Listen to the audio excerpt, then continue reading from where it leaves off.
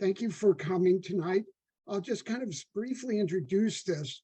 About a year, maybe a little bit more ago, I was just going through some things, some writings about space and aviation, and I've always had an interest in aviation. And I came across an article that said that an American by the name of Gustavi Whitehead flew an airplane 2 years before the Wright brothers did. And this was nothing new to me. I had heard really ever since college that, we learn in our high school history books that the Wright brothers were the first to fly, December 17th, 1903, one of those dates that we usually have to remember, along with 4th of July and December 7th and things like that. But I had also heard that there were actually a lot of people who actually flew before the Wright brothers. And so I began looking into this. And what I came up with was kind of a fascinating story of not only the people who were flying at that time, who was flying at that time, but how they learned to fly. And most of them learned to fly by watching the birds.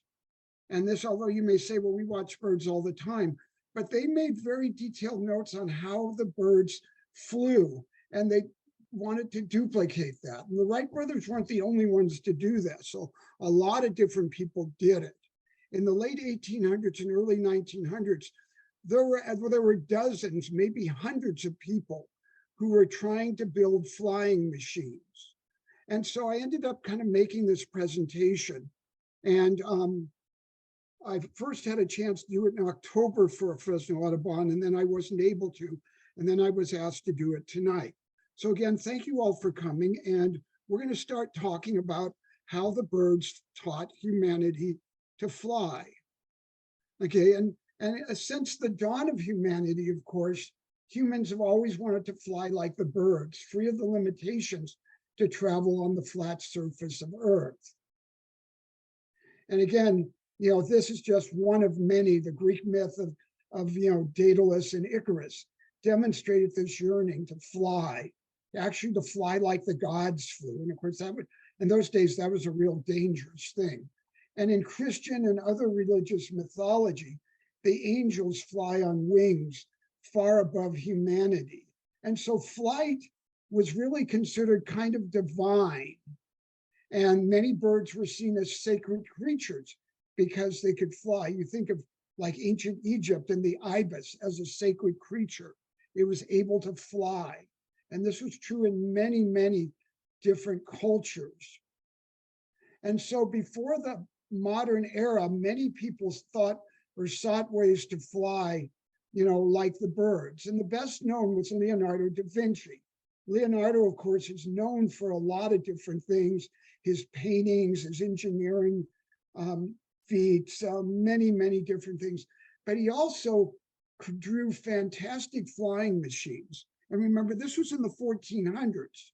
This was almost 600 years ago that he was thinking of how to fly, particularly like something like this, his flying machines, an early helicopter that he designed and worked on. And he was one of the few people, or one of the first people, who studied birds. And he studied them like few people ever did. And he tried to learn their secrets of flying. How did birds fly? He studied birds as they fly. He dissected birds after they died to find the secrets, in their wings and their bodies, many different things. He was trying to find the secrets of flight. And his notebooks are full of diagrams of bird wings and bird bodies, and trying to figure out how they flew. And he almost found out how it was done, but it took still a while more. But it was really not until the Enlightenment of the 1600s did the mystery of flight begin to make sense as to how birds flew. And three men were essentially responsible for laying the framework of human flight. And the first was Isaac Newton. And we know Newton, of course, for a lot of different things. He invented the calculus. He invented the universal law of gravitation, the laws of optics, many, many different things. And it was through Newton's laws of motion that we learn a lot about the principles of flight. Newton himself did not directly study flight, but again, he laid the foundations for it, particularly through the second law of motion, which is force is equal to mass times acceleration. And that is this leads to the principle of thrust, that is forward motion. And so he had a good deal of influence on what would come later on in terms of both birds' flight and human flight as well. So this was Isaac Newton, one of the pioneers in learning how flight was accomplished, and particularly how birds flew and how humanity could fly as well. And the next great figure in learning how to fly was Daniel Bernoulli. And he was one of the very famous Bernoulli family of scientists and mathematicians from what is now Switzerland. He lived during the 1700s, and he was the one who discovered the principle of lift. And he discovered it with water.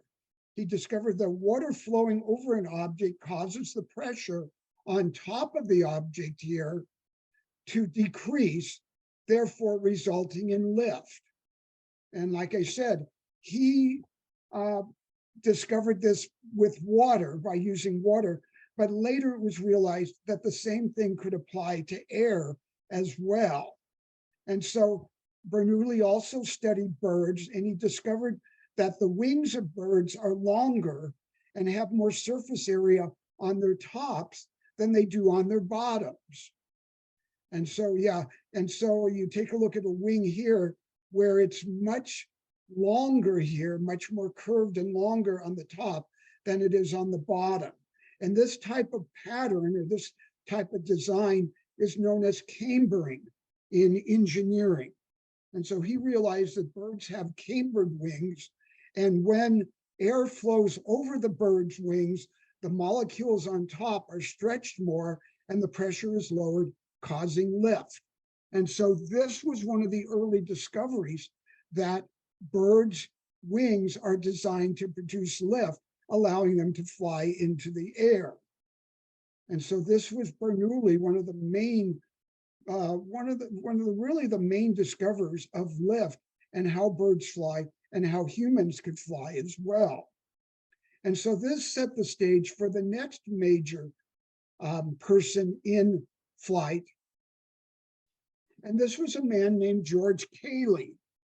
Cayley was an English scientist. He lived in the late 1700s, early 1800s.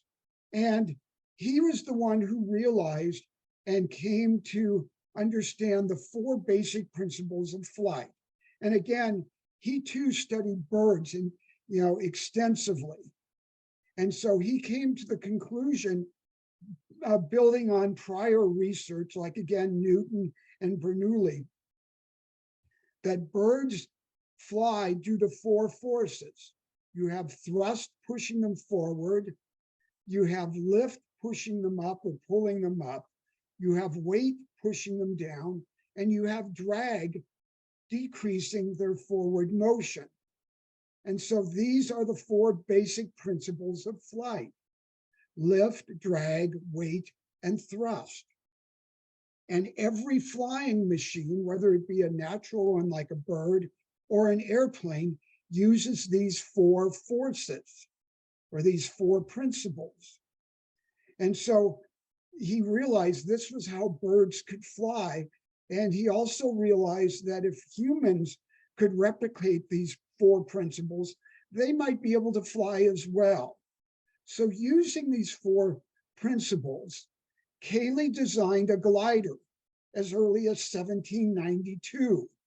And in 1804, he built and successfully flew a scaled down model of his glider. And this was his original glider from 1804. This is kind of what it looked like in 3D, so to say. And so really for the next 40 years, he continued with his glider tests and experiments. And in 1853, a full-scale model of his glider plane was successfully flown, and many believed it would have been only a short stop or short step to building an engine to turn it into a motorized aircraft. So Cayley was able to build and successfully fly a glider, an unpowered glider. And it was believed that if he put a motor or an engine in it, he could fly a powered aircraft. But for some reason, he never took that step. He did die a few years later, but he never really went that far. And so this kind of set the stage for the era of flight. So by the time Cayley died, by the 1800s, there was an increase in designing, building, and flying aircraft. And this was basically stimulated by two movements. One was the Romantic era, which was roughly from about 1800 to 1850. We know a lot about like the Romantic poets like Keats and Shelley and Wordsworth, many others. We know that like particularly Keats and Shelley wrote a lot about the birds, like To a Skylark, To an Oriole, some of Keats's poems, very, very attuned with nature, the Romantic era, particularly birds, very romantic to fly like birds and look down upon the earth. This is one of the things that the Romantics kind of, had as their dream come true, to be able to look down and see the earth from far above, like the birds did. And the second thing that influenced the era of space flight, go back here, was the Industrial Revolution. And this was roughly from about the mid or late 1700s to the mid 1800s. And this is where you had the era of large-scale mechanizations. You had large machines that started to do the work of humans, horses, other animals. There was a very, very strong emphasis on machines and technology, at least in theory, to improve human life. From it came engines, which would take the place, like I said, of manual labor. Steam engines came first, then later gasoline and other fuel forms. But the idea was that mechanization would make things better for humans, and engines in particular could make life much, much easier. This is where you had the beginning of railroads, railroad trains, the beginnings of factories and machines that were doing the work rather than humans and stuff. We do know, of course, that this was not always true. You had child labor and, kids working long hours in factories and things like that. But at least the ideas were there. So eventually by the mid to late 1800s, engines were small enough and powerful enough to be used aboard airplane type devices, flying machines. And these were mostly steam engines, although there were some gas engines that came a little bit later. And so these were the two basic movements. One was the Romantic movement, and the other was the Industrial Revolution. And so starting in the mid 1800s, again, because of industrialization and mechanizations, dozens of individuals and organizations became involved in the design and construction of heavier than air motorized flying machines. First, they worked with gliders, then they started working with motorized machines. And like I said, it just wasn't a few people like the Wright brothers. There were dozens, hundreds of people in many different countries who were involved in this. And this was on both sides of the Atlantic. And in Europe, it was particularly in Germany and France. And on the other side of the Atlantic, it was also in the United States, quite a few. There were actually quite a few people in the US working on this, and we're going to talk about some of them. And then the real push to be the first to build and successfully fly a motorized aircraft started in the mid-late 1800s. And the technology, particularly motors and engines, had kind of matured by then. It was small enough that they could be put into a flying machine. And so one of the first to do this were two Englishmen, and they were two British inventors. Their names were Stringfellow and Henson, John Stringfellow and William Samuel Henson. And they were claimed to have built and successfully flown the first airplane. And they referred to it as an aerial steam carriage. It was powered by a steam engine. It had a 10-foot wingspan. This is a drawing of it right here. It looks kind of like a bird with its outstretched wings and tail and various other things. And they put it together and they flew it inside of an abandoned factory in 1843. And it flew for about 100 feet inside the factory. And they made a number of flights with it, all roughly about 100 feet, maybe more. Now, there was no one piloting this. These were unpiloted, unmanned. So the two men patented their creation, and they built a larger plane with a 20-foot wingspan, and they tried to fly it in 1847, but it was unsuccessful. It simply didn't work. It was too heavy. And this was a problem that would bedevil a lot of the early airplane people, the weight problem. And we're going to talk about that again sometime later. So their early machine did work, their later one did not. So nevertheless, some history books and some flying organizations give them credit for building and flying the first airplane, whether it was piloted or not. And again, 1843, this was almost 70 years before the Wright brothers, or 60 years before the Wright brothers did. The next person who was involved in building and flying an airplane was a French naval officer named Felix du Temple de la Croix. And he was born and raised in France. He had an early interest in flight. And in 1857, with a number of colleagues, he built and briefly flew a small unpiloted model aircraft. And he eventually took out a patent for it and called it the first airplane. Now, weight, with Stringfellow and Henson, was a problem, though. And he and his colleagues worked on a much larger craft with a steam engine for many years. And in 1874, his second unpiloted plane, which is basically this one right here, did in fact fly for a short distance. It isn't said how short it was. It may have been again, 100 feet or 150 feet, something like that. And this plane was eventually exhibited at the 1878 World's Fair in Paris. And he was, however, unable to reduce the size and weight of the engine, and further flights beyond that were unsuccessful. But still, he did build an aircraft that did fly for at least very short distances. And so he too can be said to be a pioneer in flight. And the next person who's of notice after him is a Russian named Alexander Mohyski, I think is how his name is pronounced, Alexander Mohyski. And he too was a military officer. He was born in Finland and raised in Russia. And like the others, he had an early interest in flight. And after several years of building and testing, he allegedly flew an unpiloted craft of his own design in 1884. And this is it right here. And it used a steam engine and a ramp for takeoffs.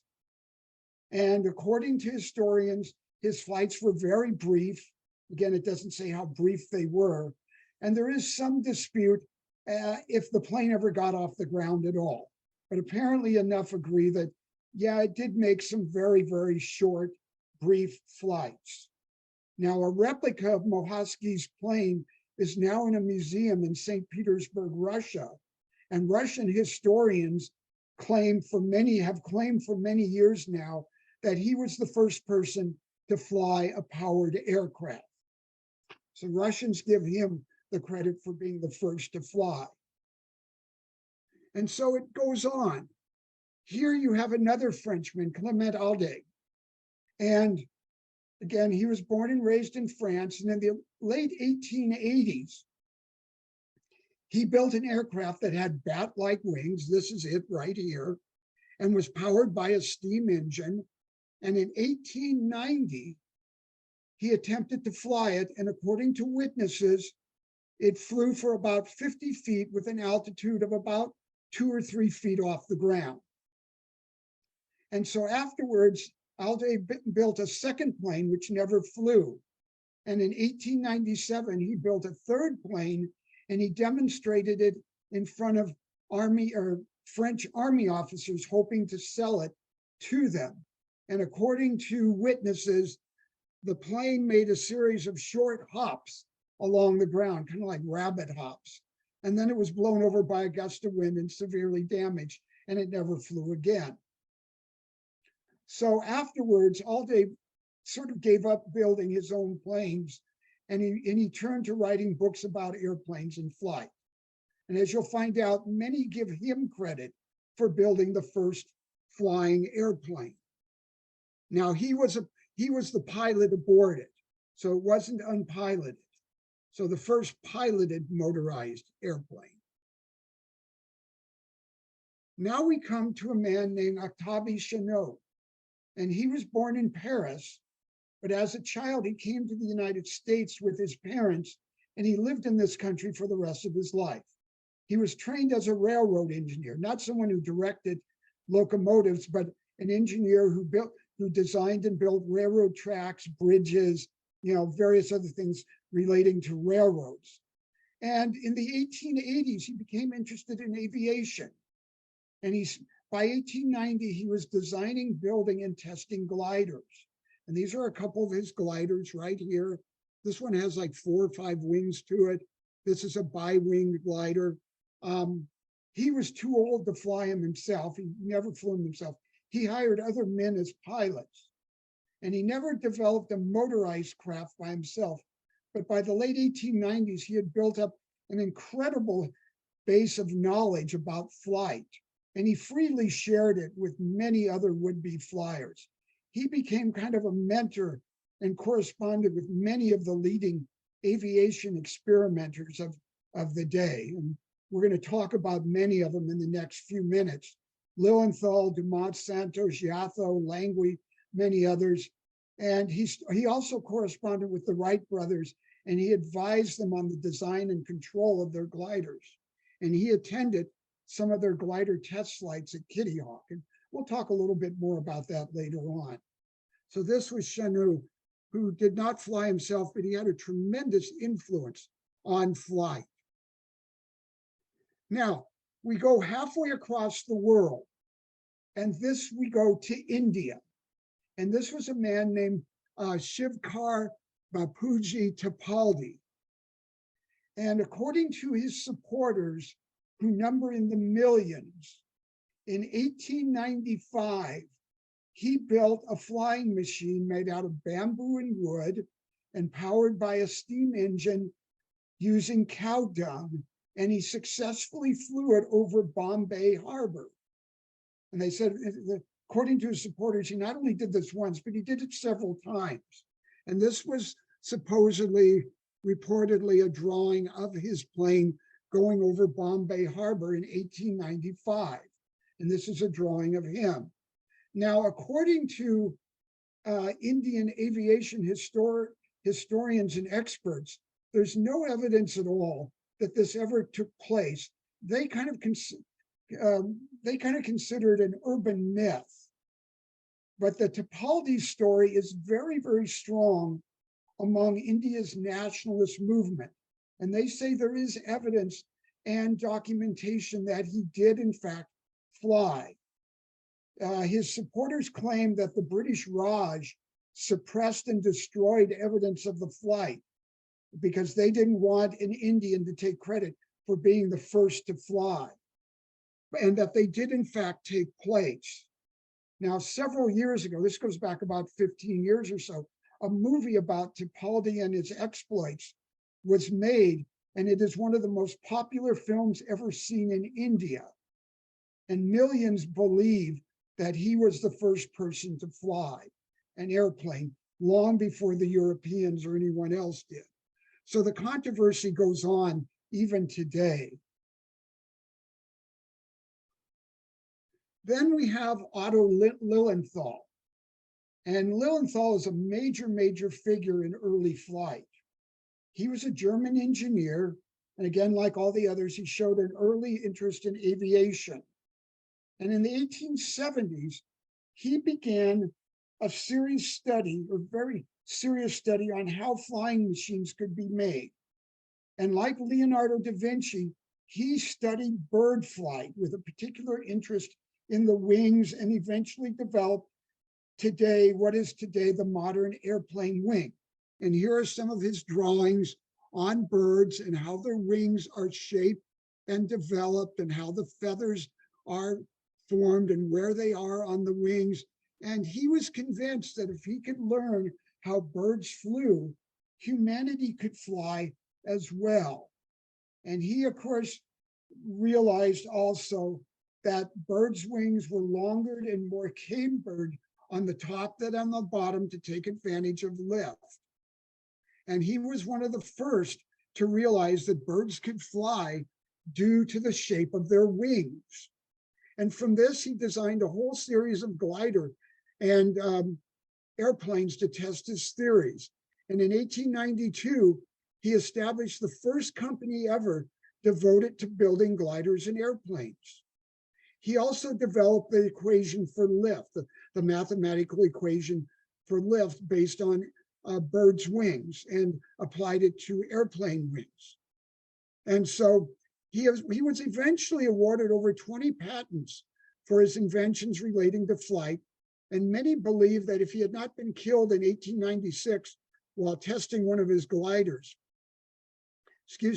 he probably would have eventually built and successfully flown motorized aircraft. And his flying projects received widespread publicity. He was in a lot of magazines and newspapers, and his designs and flying philosophy was widely published. And the Wright brothers greatly admired him, and they used many of his findings for their own glider and airplane development. So Lilienthal was a major influence on flight. Whoops. Now we come to the Americans. The first person is a man named Augustus Herring. And you may have never heard of Herring, and a lot of people haven't. He was born and raised in Georgia, and as a young man, he was a pilot for Octavie Chanute, test flying his gliders. And then he decided to build his own flying machines. And it is known, and in the late 1890s, he was building a motorized flying machine. And this is a kind of a picture of it right here. This is one of his gliders, which he designed himself. This was his motorized flying machine with two propellers on it. And it was powered by an engine using compressed air. And he and his supporters, and some in the state of Michigan, I mentioned Michigan because he did his test flying in Michigan, claimed that he successfully flew it in 1898. However, there's not a lot of independent evidence that this actually happened. It is known that he built the plane. It is known that he at least did some testing with it. Now, some aviation experts believe that he probably flew it for short distances, probably like hop flights, that sort of thing. And others say that its design and power plant suggest it was really not capable of flight. And so in 1909, he teamed up with another flyer, Glenn Curtis, and they founded their own airplane company. So this was Herring, one of the Americans who was involved in flight. Now we come to Whitehead. And I mentioned Whitehead at the beginning because it was reading an article about Whitehead that kind of got me going on all of this. Now, Whitehead was born and raised in Germany, and his birth name was Gustav Weisskopf. And he came to the United States in 1893 and he anglicized his name to Whitehead. Now, he worked for a toy manufacturing company making model planes and gliders. And from there, he got an interest in developing flying machines. And then he worked for the Boston Aeronautical Society, which was one of a number of aeronautical associations devoted to trying to build motorized aircraft. And he decided to build his own planes. Now, according to his supporters, and there is some documented evidence to support this, he flew a motorized aircraft half a mile near Pittsburgh, Pennsylvania in 1899 before it crashed.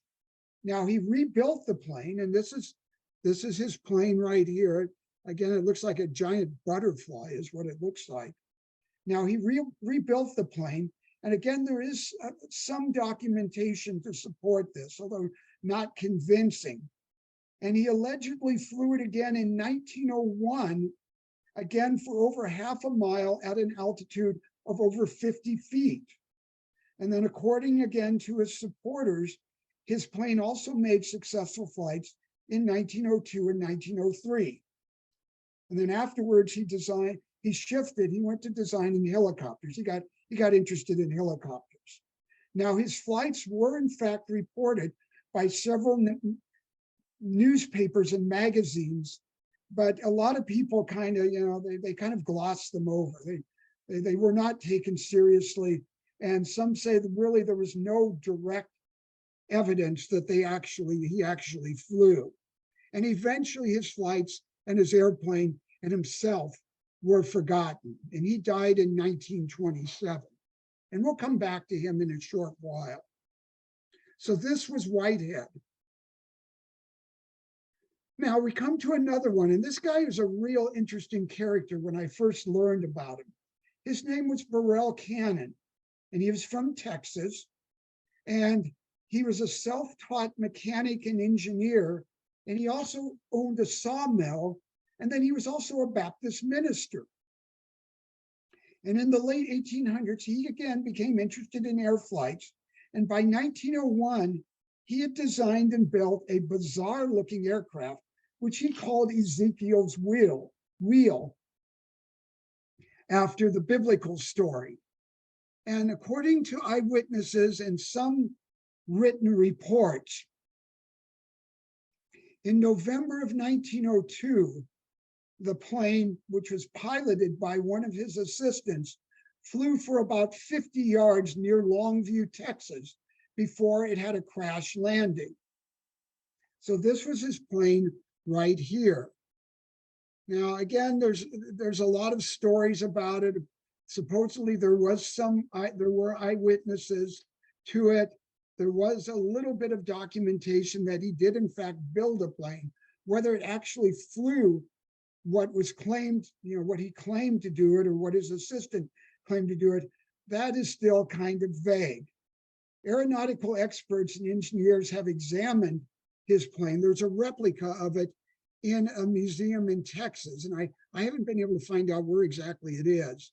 And they say it may have been capable of flight, but it was probably wildly erratic and uncontrollable, kind of like throwing a paper airplane across a room or something like that. According to stories, Cannon donated the plane to the 1904 St. Louis World's Fair. He put it on a barge to go up the Mississippi River, and the barge sunk in the middle of the river. And so, that was the end of the plane. And so, according to some, all the diagrams and records of it were destroyed in a fire a number of years earlier. So the plane is, the replica of the plane is based on eyewitness accounts and reports of what it was like. So this was, like I said, a real interesting guy, Cannon. Back to Europe. This was a man named Karl Yatho. And Yatho was a German engineer and inventor. And according to his supporters and, like diaries and things like that, he made a sustained motorized flight. This is him in his airplane right here, of over 200 feet in a field outside Hanover in November 1903, about a month before the Wright brothers did. Again, there's no solid evidence supporting this claim. It's now well documented, though, and this is very believable, that he made a number of successful flights in 1904 and 1905. His 1903 flights are kind of iffy, but it's pretty well established that he did successfully fly in 1904 and 1905. Let me see here. Okay, now we go way to the other side of the world. And this was a man named Richard Pierce. And Pierce was born and raised in New Zealand. And like the others, he had an interest in flying. He heard about it from Europe, far, far away. And so he decided to build his own plane. And this is a diagram of his plane. I've never been quite able to figure out exactly how it flew. It looks like a tennis court on wheels. But according to his supporters, and apparently there is a little bit of documentation to support it, he flew a motorized plane in March of 1903. And he supposedly followed up with several more flights later that year, all of which were said to be very short, about 50 to 100 yards. And so again, there's some dispute about his achievements.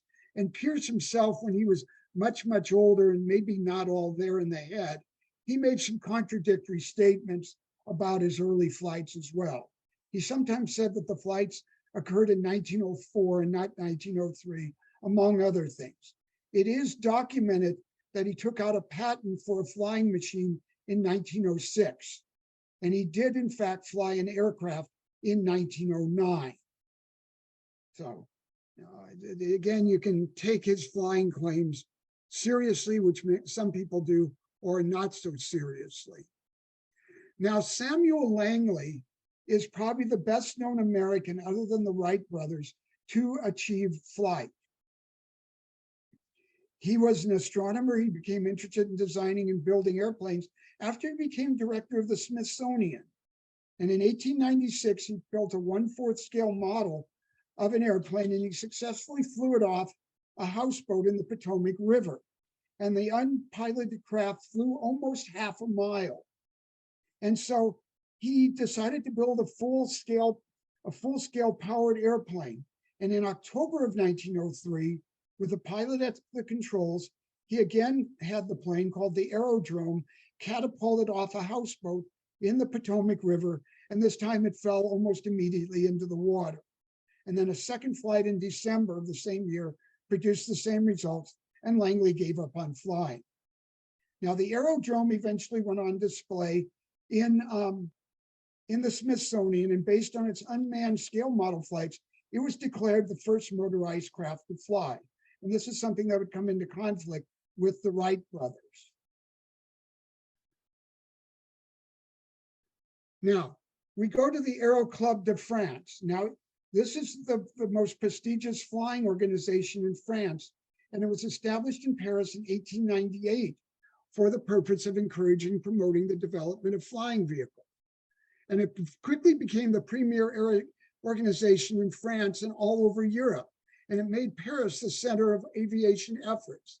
And in 1904, the Aero Club announced that it would give a cash prize to the first person who built and flew a motorized airplane more than 100 meters in a single flight.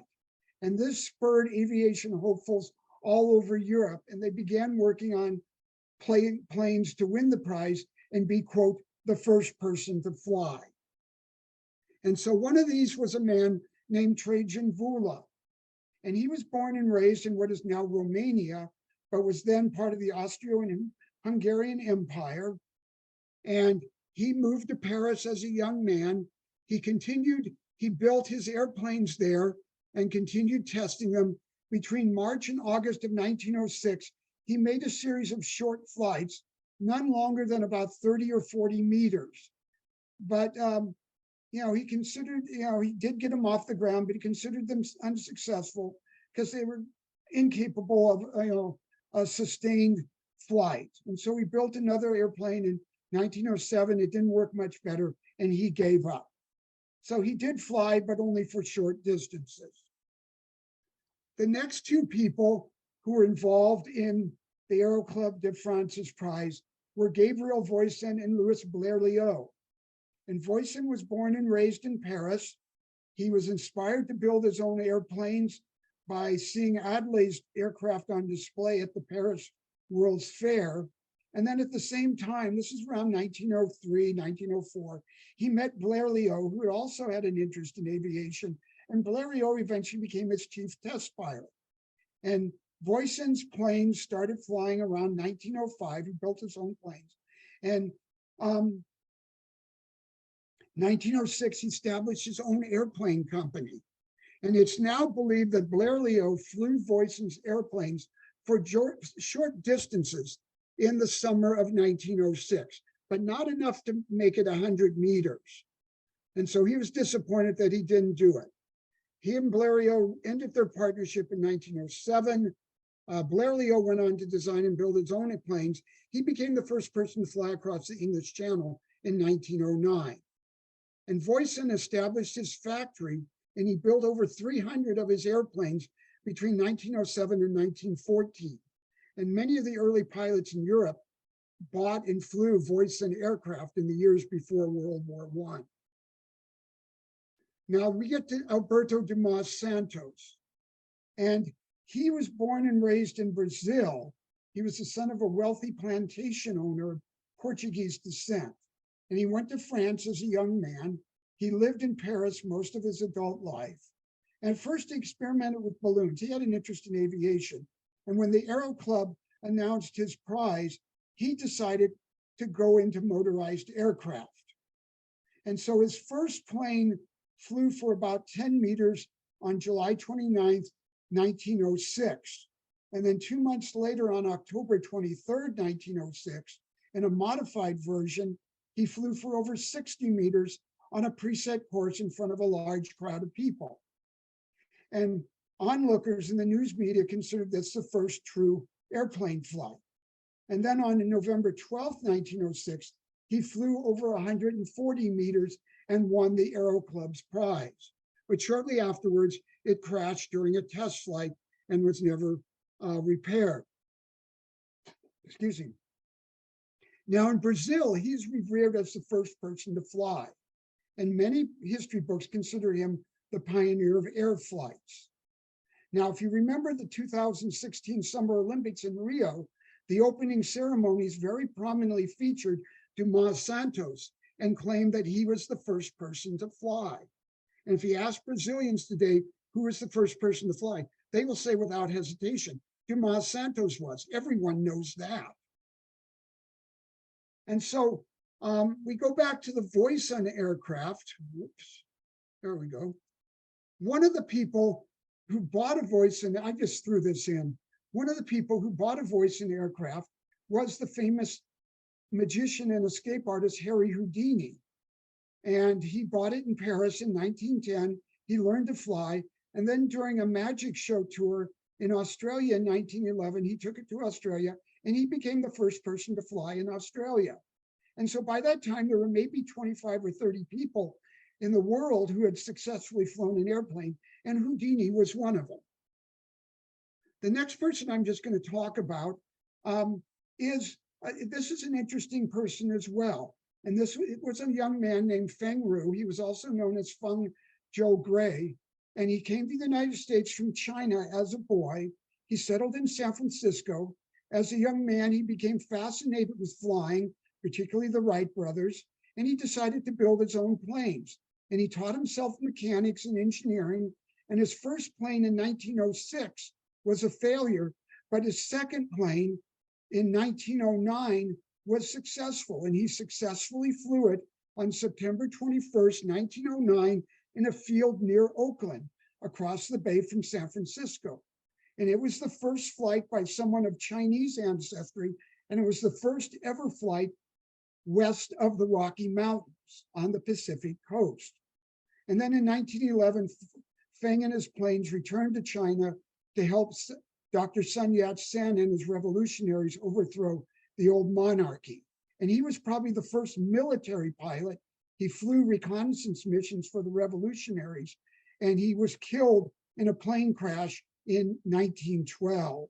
So he's today considered the father of Chinese aviation. Now, we have to decide, I'm going through this very quickly because I'm kind of running out of time. What is flight? Was merely getting an unpiloted aircraft into the air considered flight? Or did it have to be piloted? Was getting off the ground another question? Was the flight only if the plane rose into the air under its own power? Or what did it use a catapult or a ramp? How high was the craft expected to go above the ground and for how long? Was the flight valid if only a few people witnessed it or if large crowds? Did photographs or secondhand news agents or reports count towards a flight? These were the things that were questionable. So this is where we get to the Wright brothers. And we're going to talk about them for just a few minutes here. Now, the Wright brothers were 2 of 7 children, and their father was a clergyman who moved frequently to serve his different congregations. And neither brother finished high school. Instead, they dropped out to open a printing press and establish a local newspaper in Dayton, Ohio. And around 1892, they opened a bicycle shop to capitalize on the bicycle craze of the late 1800s. And so after a few years, they started experimenting with gliders.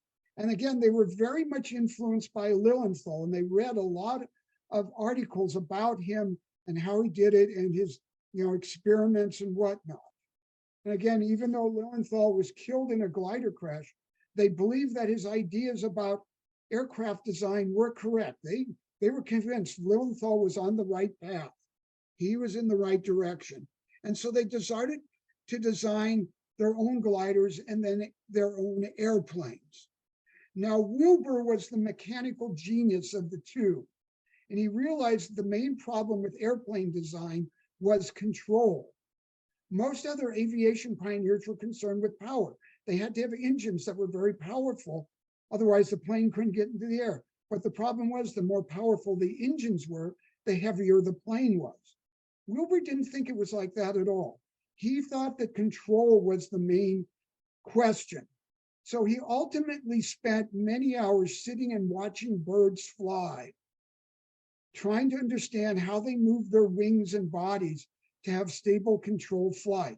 And he and Orville built their own wind tunnel. They put birds in it, studied their flight patterns and aerodynamics, and he eventually realized that they controlled their flight by twisting and bending their wings and tails to turn and maneuver and attain stability.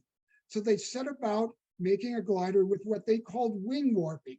And this here's birds twisting and bending their wings to control and maneuver their flight. Here they came up with the idea of wing warping, imitating the birds here.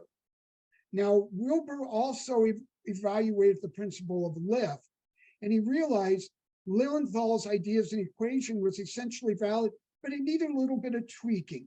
So he rewrote Lilienthal's equation for lift. And this is this very same equation that aeronautical engineers use today to design every airplane. Wilbur Wright's rewriting of Lilienthal's lift equation. Now, wing warping was not the only thing. Wilbur also came up with the idea of the 3-axis control system. And he realized that birds reacted was through the 3-axis control system. You had the x-axis, the y-axis along the wings, the z-axis, which was perpendicular. And they designed their planes in this exact same wing system. And so with wing warping and the 3-axis control system, they decided to go into the airplane, the glider and airplane business. And so in 1899, based on all this, they built and flew their first unmanned glider kite. And then next year they traveled to Kitty Hawk, North Carolina, a larger version. The glider test went well over the next 2 years. And then in 1903, they decided to build a motorized version of their gliders. And of course, they were aware that they were not the only ones working on powered flight. They knew that there were many, many other people, individuals, organizations who were trying to get into the air. Nevertheless, they tried to keep their project as quiet as possible, almost to the point of being paranoid about it. They did not want anyone to know the basic design of their craft, especially the wing warping and three-axis control system. And they were trying to get this patented as quickly as possible. And their obsession with secrecy caused many to doubt their claims of powered human flight. This is where they ran into a lot of trouble. So in early 1903, they redesigned the glider to carry an engine and two propellers. They took it down to Kitty Hawk, and they called it the Flyer One for various reasons. And then after an aborted attempt on December 14th, on December 17th, it was successfully flown 4 times. And this, of course, is the very famous picture of Orville taking to the air in the first flight with Wilbur running alongside the plane. And then after the 4th flight, they had planned for a series of flights, but a gust of wind tumbled the plane over and over. It was severely damaged. It never flew again. Now, it did get some coverage in the local papers and also in the Dayton newspaper, but overall, there was not a lot of publicity about it. And that's basically the way the brothers wanted. Now, they went back to Dayton. They built a new plane, the Flyer 2, and instead of going to Kitty Hawk, they flew it from a meadow outside of Dayton. And these were known as the Huffman Prairie flights. In 1904, they made at least 20 to 25 flights in the Flyer 2. These are the 1904 flights. In 1905, they built another plane. They called it the Flyer 3, and they made over 100 flights with them in long distance flying. One of the flights was 24 miles long, and Wilbur was in the air for almost 45 minutes. And the only reason he landed was because he was running out of fuel. But because of their aversion to publicity, very few reporters were allowed to eyewitness the flights, and there were no pictures taken except by the Wright brothers and their assistants. And so this would create a lot of doubt and suspicion, and a lot of people doubted that they ever flew at all. So in 1908, in 1906, they received a patent for the three-axis control system. In 1907, they got a contract with the Army to fly their planes. So in 1908, with Europeans still doubting their flights, one European newspaper said, "Are they flyers or are they liars?" They decided to take their plane to Europe. And so they started off in France. And so this was the summer of 1908, and he gave a series of exhibition flights there. And before huge crowds of French spectators and experts, and he stayed up in the air for half an hour. He flew figure eights and circles, flew down near the ground, pulled up, flew on. And the French aviation community was watching. Blériot was there, Voisin was there, Dumas Santos was there, and they were just stunned by the precision and control of the Wright Flyer 3. They had never seen anything like it before. And then afterwards, several newspapers and magazines offered apologies for initially doubting the validity of the flights, and they became near religious figures in Europe. And this is one of his flights in 1908. This is Wilbur at the controls here in France in 1908. The woman next to him is Edith Hart. She was the wife of their European agent, Bart Hart, and she was the first American woman to ever fly in an aircraft and the second woman ever to fly in an aircraft. And she made several flights with Wilbur. So in 1909, Wright brothers established the Wright Airplane Company, and its first years were marked by legal actions. They were suing other airplane companies for patent infringements. Also, Wright planes suffered several crashes and deaths. In 1912, Wilbur Wright died from typhoid fever.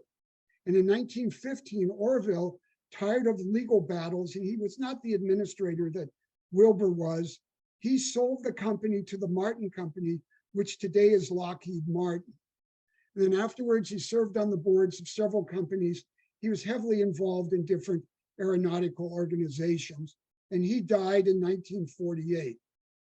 And this is just a quick diagram as to what happened to the Wright Company.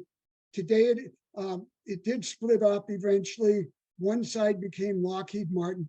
Today it is known as Curtiss Wright, and the Wright family still has a major interest in the Curtiss Wright Corporation.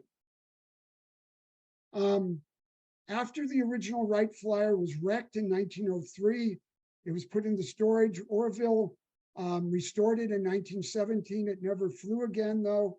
He intended to give it to the Smithsonian, but the Smithsonian was trying to preserve Samuel Langley's reputation, and it already displayed Langley's plane as the first motorized power aircraft. And so Orville refused to give the Flyer to the Smithsonian. He gave it to the London Science Museum, and it was on display there for many years.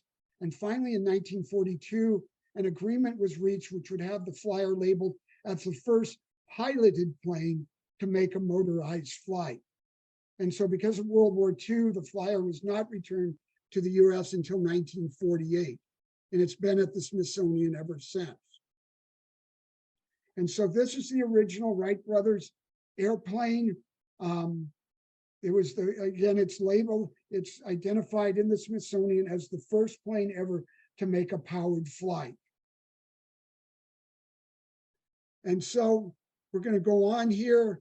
Now, in the wake of the Wright brothers' flight, Whitehead's 1899 and 1901 flying claims were all but ignored and forgotten. He died in obscurity and poverty in 1927. Now, in the 1950s and 60s, though, aviation enthusiasts and historians took a second look at his records and evidence. And in 2013, Jane's All the World's Aircraft, which is a very prestigious British aviation journal, conducted an extensive investigation of Whitehead's claims and concluded that they were valid. He most likely did make long-distance motorized flights as early as 1901. And so many now believe that he did, in fact, successfully fly 2 years before the Wright brothers. Herring's claims to have flown in 1898 were almost forgotten. In recent years, they've been reconsidered. Some historians now believe that he made short hop flights, and some do not consider them real flights. A monument at Sleeping Bear Sand Dunes on the shores of Lake Michigan asserts that Herring made the first airplane flight ever there in 1898.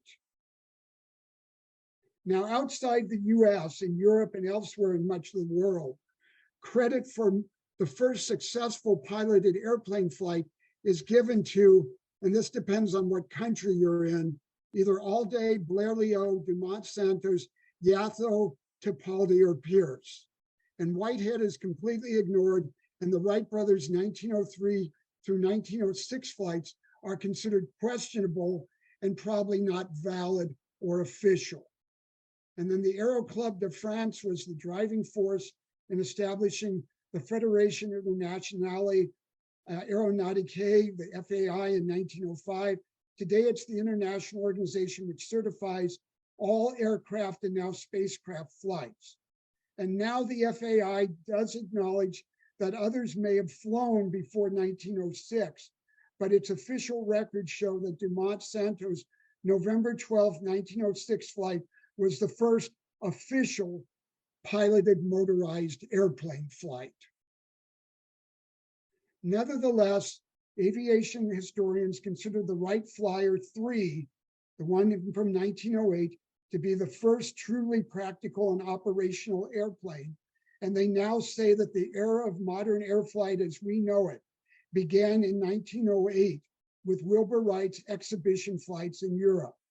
And the Wrights are said to be the true pioneers of air flight with their control and stability system that has been the model for all aircraft since. But still, who was the first to fly? Of course we know that, the birds were. And that's the end of it. I'm sorry if it went a little bit late, but thank you very much. All right, well, thank you very much, Larry. So I'm gonna hop into the chat right now to see if anyone has dropped any questions. I'm not seeing any questions or comments just yet, but this is the perfect time for anyone who has any comments, any questions. Go ahead and drop those in there now for Larry to answer. Oh, Larry, I must say, your knowledge on the subject is quite thorough. No, no, thank you. Okay, anybody with anything, questions, anything you'd like to answer or like to have answered? Okay, well, we don't have any questions, but we do have two positive comments. Nancy Gilmore says, excellent presentation, thank you. And Wanda says, thank you for such a fascinating presentation. Okay, thank you very much. Thank you. Okay, so I'll give it another moment or so for anyone else to chime in. If no one does, then I'll kind of start winding down. I'll keep my chat open here so I can see and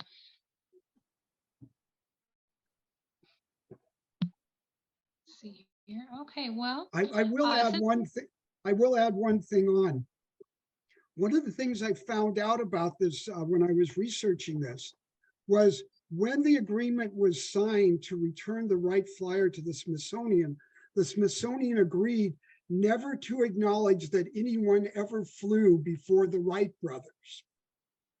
And if it ever acknowledges that, the Wright family will take back the plane, which I thought was rather interesting.